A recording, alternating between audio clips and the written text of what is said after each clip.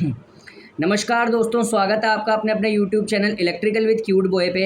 एक mark authentic channel जो सबसे बेस्ट चैनल है मैं मानता हूँ अभी भी यूट्यूब पे। ठीक है, नया चैनल है लेकिन ये one of the authentic channel है। इसमें रियलिटी मैं आपको बताता हूँ। ठीक है, आज मैं एक इम्पॉर्टेंट टॉपिक पे बात करूँगा कि पावर ग्रिड में अच्छे से अच्छा स्कोर कैसे किया जाए। ठीक है, सबसे पहले गलती क्या होती है, आप हमेशा ना एक टारगेट लेके तैयारी करते हो कि मुझे पावर ग्रिड में 90 नंबर लाने हैं, टेक्निकल में या इतने नंबर लाने हैं।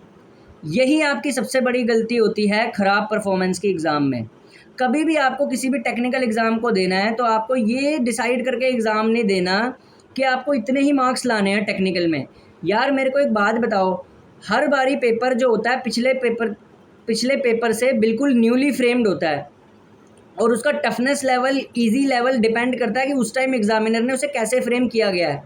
अब मान लो कोई बच्चा ये सोचता है कि मुझे पावर ग्रिड में 120 में से 90 टेक्निकल स्कोर करना है, और इन केस पावर ग्रिड का पेपर जो होगा अक्टूबर लास्ट में वो अगर टफ आ जाता है तो आप फिर 90 टेक्निकल करने की सोच में ना जो गलत क्वेश्चन होंगे उन्हें भी टिक कराएंगे और आपकी नेगेटिव मार्किंग हो जाएगी और आपका जो स्लॉट होगा वो नीचे हो जाएगा। तो हमेशा कभी भी तैयारी ये सोच के नहीं करते कि मुझे इतने मार्क्स स्कोर करने हैं, या पावर ग्रिड के पिछली बार कट ऑफ 110 की थी तो मुझे 110 मार्क्स लेके आने हैं। हाउ टू स्कोर वेल करके करते हैं। और ये वेल का क्या मतलब होता है, वेल डिपेंड करता है कि पेपर की सिचुएशन क्या है।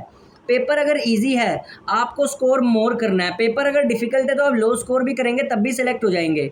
ठीक है, तो ये सबसे रियल ऑथेंटिसिटी होती है किसी भी एग्ज़ाम की। आपको कभी ये सोच के, मैं कभी भी ये सोच के पेपर में नहीं जाता कि मेरे को इतने ही नंबर लेके आने हैं। मैं हमेशा ये सोच के जाता हूँ, मैं हमेशा तैयारी करता हूँ ईजी टू डिफ़िकल्ट लेवल की, दोनों लेवल की। अगर पेपर ईजी आया तो भी अच्छे से हो सके, डिफ़िकल्ट आया तो ऑब्वियसली बात है दूसरे के लिए भी डिफ़िकल्ट होगा, जो ओवरऑल मेरिट होगी वो डाउन जाएगी। ठीक है, इस तरीके से करी जाती है तैयारी। अब पावर ग्रिड में वेल स्कोर कैसे करें, ठीक है, और पावर ग्रिड में कम कट ऑफ जाने का कारण क्या है। ठीक है, पावर ग्रिड में जब शुरुआती में पावर ग्रिड ने ये जो एग्ज़ाम लेना शुरू किया था, क्या बोलते हैं, ये जो एग्ज़ाम होता है जेई का, इसमें जो कट ऑफ जाती थी वो बड़ी हाई जाती थी। ठीक है, कितनी जाती थी, 2017 में NR2 की कट ऑफ, तब ना डिफरेंट रीजन वाइज लिया करता था पावर ग्रिड, ऐसे कॉमन नहीं लेता था। अब तो कॉमन लेता है ना exam. Northern region transmission system 2 की जो पावर ग्रिड की कट ऑफ थी 142.25 थी 150 में से। ठीक है, NR1 की कट ऑफ जो थी वो 132.27 कुछ जाती थी। पावर ग्रिड की कट ऑफ 132, 142, 138 ऐसे जाया करती थी किसी ज़माने में। 2020 तक कट ऑफ ऐसी जाया करती थी, 19 तक। फिर 20, 21 और 22 में ऐसा क्या हो गया जो कट ऑफ बिल्कुल नीचे आ गई, बिल्कुल ही नीचे आ गई। समझिए ज़रा, मैंने खुद एक्सपीरियंस किया है। जब मैं पावर ग्रिड 2019 का पेपर दिया था ना, पावर ग्रिड 2019 के पेपर में जो कट ऑफ थी NR1 की वो 126 नंबर के कुछ आसपास थी, और उस पेपर में मेरे 120 नंबर आए थे। 126 कट ऑफ थी, मेरे 120 नंबर आए थे। 2019 की बात है ये। ठीक है, तो 126 कट ऑफ कैसे चलेगी। और उससे पहले जब मैं पास नहीं था, जब मैं पढ़ता ही था कॉलेज में, तो तब जो कट ऑफ थी जब हमारे सीनियर देते तो 142 कट ऑफ जाती थी। उसका कारण था RK राजपूत। पुराना पेपर जो फ्रेम होता था ना पावर ग्रिड का, वो RK राजपूत और JV गुप्ता के डायरेक्ट क्वेश्चन से फ्रेम होता था बिना एडिटिंग के। ऐसे भी आते थे कभी किसी ज़माने में पावर ग्रिड के पेपर।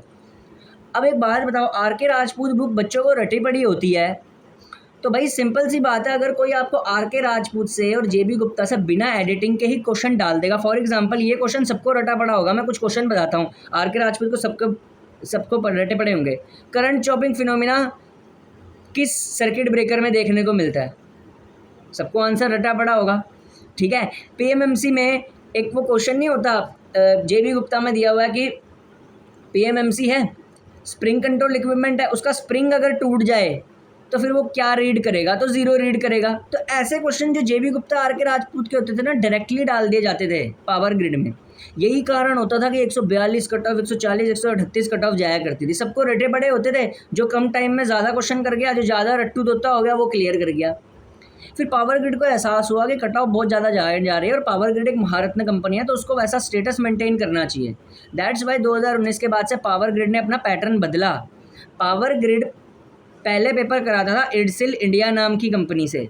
और मैंने आपको एक जो वीडियो बनाई थी यूपीपीसीएल और यूपीआरएमएल वाली, मैंने आपको बताया भी था कि जब इडसिल इंडिया पेपर बनाती है ना, तो हमेशा बेसिक इलेक्ट्रिकल मशीन्स और पावर सिस्टम और इलेक्ट्रिक मेजरमेंट्स और मेजरिंग इंस्ट्रूमेंट्स को ज़्यादा प्रायोरिटी देती है। पावर इलेक्ट्रॉनिक्स से भी बिल्कुल क्वेश्चन नहीं पाती, कुछ से भी नहीं पाती, और उसका मेन टारगेट जो होता है वो आर.के. राजपूत, जे.बी. गुप्ता और वी.के. मेहता किताब रहती है।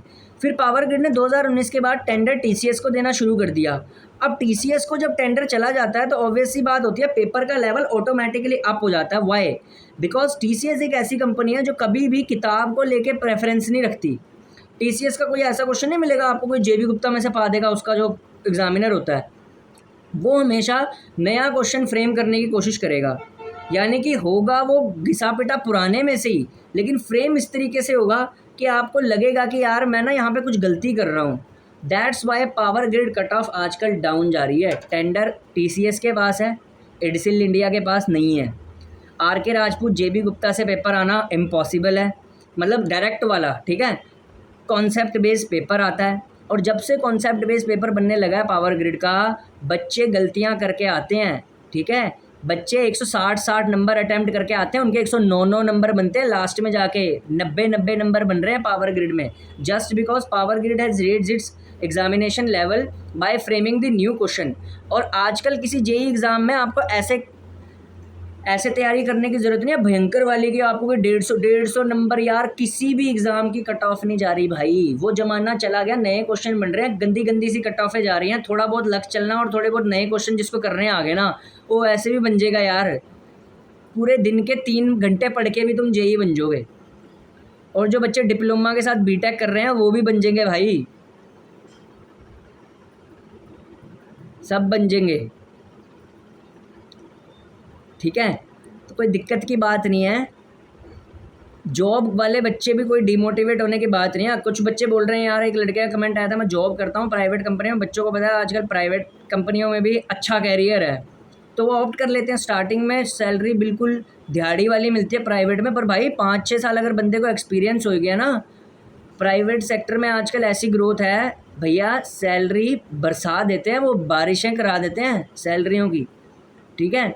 तो एक लड़का था, वो कह रहा था कि मैं टाटा पावर में काम करता हूँ, तो क्या मैं पावर ग्रिड में आना चाहिए मुझे। देखो मैंने ना उसको 2 सलाहें दी। मैंने कहा भाई देख, टाटा पावर में ना बहुत कम बच्चे को नौकरी करने का मौका मिलता है, और टाटा पावर एक ग्रोइंग कंपनी है। अगर तो तेरा कैरियर वहाँ पे सही है, पर उसको स्टार्टिंग में वही पता है, आपको पता है यार प्राइवेट में क्या होता है स्टार्टिंग में, ठीक है। 10,000 रुपये उसकी सैलरी होगी, उसका वो चल नहीं रहा कुछ भी, ठीक है, तो उसको गवर्नमेंट में आना है, वो ये कह रहा है, ठीक है। तो देखो ना, फिर आपको टेंशन नहीं लेनी चाहिए। उस बंदे का भी मैं यहीं पे क्लियर करा देता हूँ।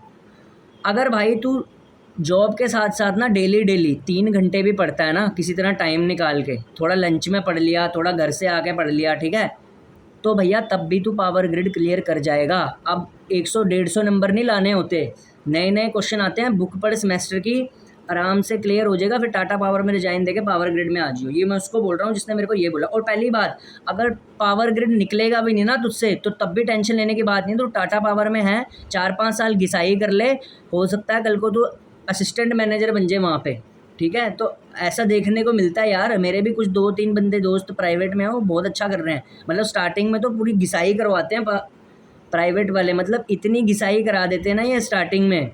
मतलब ये क्या करते हैं, चलो इसको तो 10 फिर भी मिल गई, जिसने मेरे को कमेंट किया है, कईयों को तो 5-5 देते हैं। जो प्लेस होके जाते हैं ना कॉलेज से, उनको 8-8 में पहले लेबरी का काम कराते हैं, फिर लेबरी का काम में उनको घिसा के फिर उनको एक्सपीरियंस हो जाता है काम का।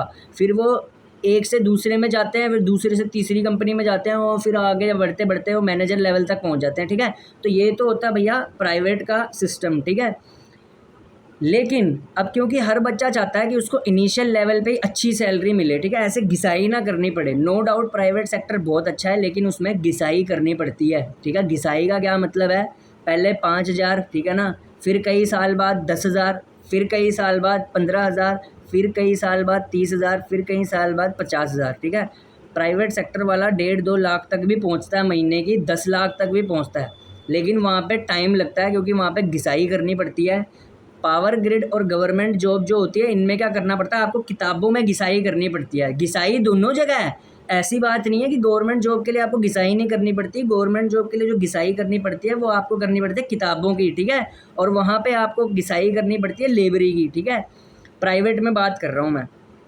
तो जो प्राइवेट से गवर्नमेंट में आना चाहता है, जैसे ये था जिसका मेरे पर टाटा पावर वाले का कमेंट आया था, तो उसका भी मैंने यहाँ पे डाउट क्लियर कर दिया। 2-2 घंटे रोज़ भी पढ़ेगा ना तब भी हो जाएगा तेरा। वो वाली पहले वाली बात नहीं रह गई अब कि 150 नंबर लाने 140 लेके आने हैं, ठीक है। नए नए क्वेश्चन पढ़, थ्योरी के क्वेश्चन ज़्यादा से ज़्यादा रिवाइज कर, ठीक है। जब क्लियर हो जाएगा टाटा पावर छोड़ के पावर ग्रिड में आ जाओ। और अगर नहीं भी क्लियर हो तो तेरे पे टेंशन की बात नहीं है, वहाँ पे घिसाई कर ले, 4-5 साल बाद आगे पहुँच जाएगा तू, ठीक है। तो ऐसा कुछ नहीं है, आजकल गवर्नमेंट में भी बहुत काम होता है भैया, ठीक है। वो पहले वाला ज़माना अलग होता था, ठीक है। तो बस ये है कि इनिशियल सैलरी बहुत अच्छी होती है गवर्नमेंट में, स्टार्टिंग सैलरी, ठीक है, कि आपको मजदूरी नहीं करनी पड़ती। प्राइवेट वाले तुम्हारे को मजदूरी कराते हैं स्टार्टिंग में, ठीक है, बस ये फ़र्क होता है। बाकी प्राइवेट वाला भी अच्छे पे आ ही जाता है कुछ साल बाद, तुम्हें पता ही होगा प्रेजेंट सिनेरियो, ठीक है। अब मेरी बात सुनो ज़रा, ये तो मैंने क्लैरिफिकेशन कर दिया इस वीडियो में कि पावर ग्रिड की कट ऑफ कम क्यों जाती है अब, क्योंकि टीसीएस के पास टेंडर है, नए क्वेश्चन बनते हैं, ठीक है। अब लास्ट बात कि इसमें स्कोर बढ़िया कैसे किया जाए, ठीक है। सबसे पहले जितने कोर सब्जेक्ट है 5, ये तो करने ही करने हैं, जैसे कि मशीन कर लिया, पावर सिस्टम कर लिया, electric measuring and measuring instrument, ठीक है, एस्टिमेशन एंड कॉस्टिंग, ठीक है, और बेसिक इलेक्ट्रॉनिक्स और बेसिक इलेक्ट्रिकल। ये जितने सब्जेक्ट है ना, ये सारों के सारे तो पहले बिल्कुल अच्छे से करने हैं, एक एक थ्योरी क्वेश्चन, एक एक न्यूमेरिकल क्वेश्चन करना है इनका। उसके बाद आपने रैंक डिसाइडर सब्जेक्ट्स को नहीं छोड़ना। बस पावर ग्रिड में जो लड़का रैंक डिसाइडर सब्जेक्ट्स को कर गया ना वो ले जाएगा, ठीक है। 110 से 115 ही जाती है कट ऑफ, 115 भी मैं ज़्यादा बोल रहा हूँ। अगर और ज़्यादा पेपर टफ बन गया तो हो सकता है 106 107 भी जाए इस बार, ठीक है। तो इतनी जाती है पावर ग्रिड की कट ऑफ 170 में से, मतलब बहुत कम जाती है, 62% के आसपास लगा लो आप, ठीक है। तो ये मौका आपको यूटिलाइज़ करना चाहिए। तो इसके लिए आपको क्या करना चाहिए कि समझिए ज़रा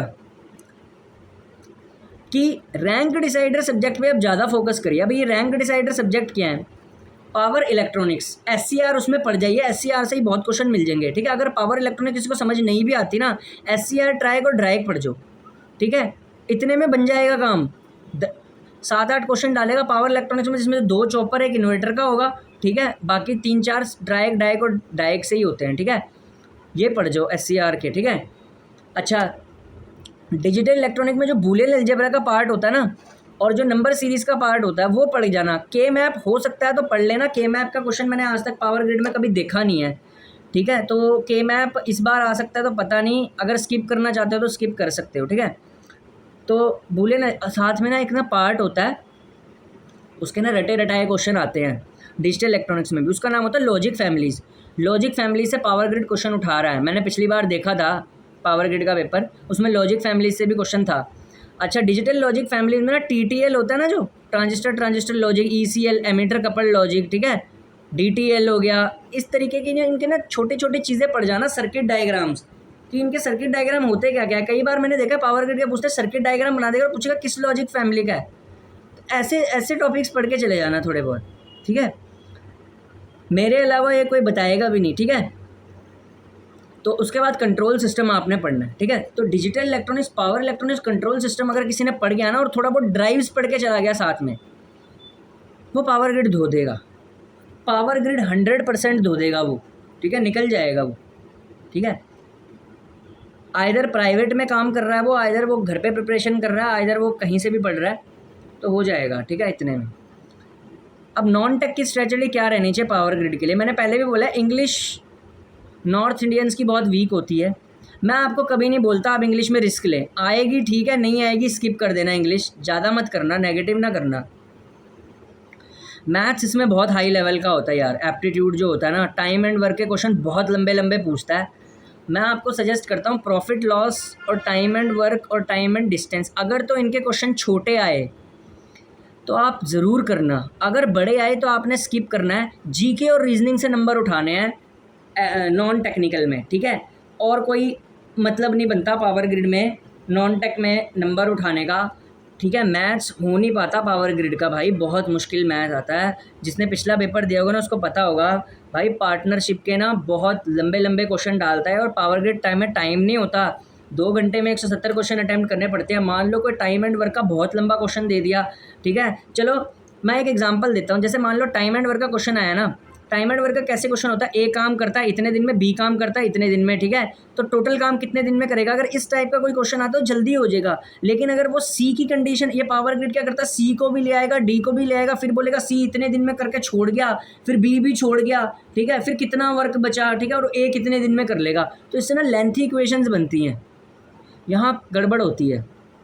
तो पावर ग्रिड का यार लेंथी आता है यार, एप्टीट्यूड का सेक्शन। रीजनिंग से नंबर उठाओ और उससे उठाओ, किससे उठाओ, जीके से। जीके में करंट अफेयर्स पढ़ के जाना, स्टैटिक जीके के मुकाबले, बन जाएगी बात, ठीक है। थैंक यू, ठीक है। अच्छा कुछ बच्चे बोल रहे थे, अच्छा कुछ बच्चों को ना बड़ी खुशी हो रही है आज, बहुत ही ज़्यादा खुशी हो रही है। वो कुछ होते नहीं जिनको पसंद नहीं होता अच्छा कंटेंट, ठीक है, उनको बड़ी खुशी हो रही है। सुबह से मेरे पास कमेंट आ रहे हैं, 727 सब्सक्राइबर थे, चैनल की रेटिंग डाउन होगी, 722 हो गए, ठीक है, कम हो गए।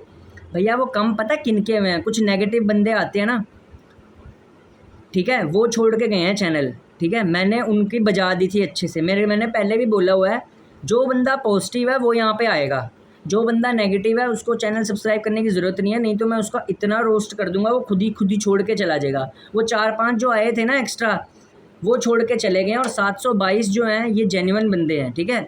700 सब्सक्राइबर थे मेरे, 722 हुए। कल में मेरे सब्सक्रिप्शन की रेटिंग बहुत डाउन गई है। कितने बच्चे छोड़ के चले गए, वो सब वही वाले थे जो बार बार बोल रहे थे कि तेरे को वीडियो बनाने नहीं आता, तेरे को ये नहीं आता, तेरे को वो नहीं आता, ऐसे क्यों बनाता है, वैसे क्यों बनाता है, ठीक है। एक कोई बंदा था, उसकी मैंने वीडियो भी बनाई थी कि मैं नेगेटिव कमेंट वालों को ऐसे बोलता हूँ, जो बोल रहा था कि तू बन नहीं पाएगा, ठीक है, पहले बन जा, ठीक है। तो ऐसे बंदे भी होते हैं, ठीक है। तो मैंने उनको रोस्ट किया, ठीक है, और सही भी किया, क्योंकि यार ये भी वीडियो देख लो मेरी पावर ग्रिड वाली, क्या कंटेंटफुल वीडियो है, किसी ने बनाई हो तुम्हारे पे, ठीक है ना, किसी ने बना दी हो पावर ग्रिड के। मैंने पावर ग्रिड के मैक्सिमम एग्ज़ाम दिए, ये पहला एग्ज़ाम है जो अब मैं नहीं देने वाला।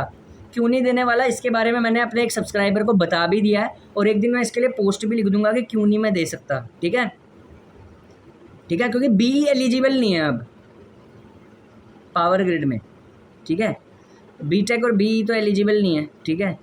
तो ये चक्कर है, ठीक है।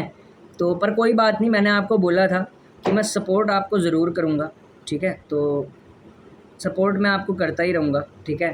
तो ये थी स्ट्रैटेजी, ठीक है, और ऐसे ही चलता रहेगा चैनल बेस्ट, ठीक है। Thank you.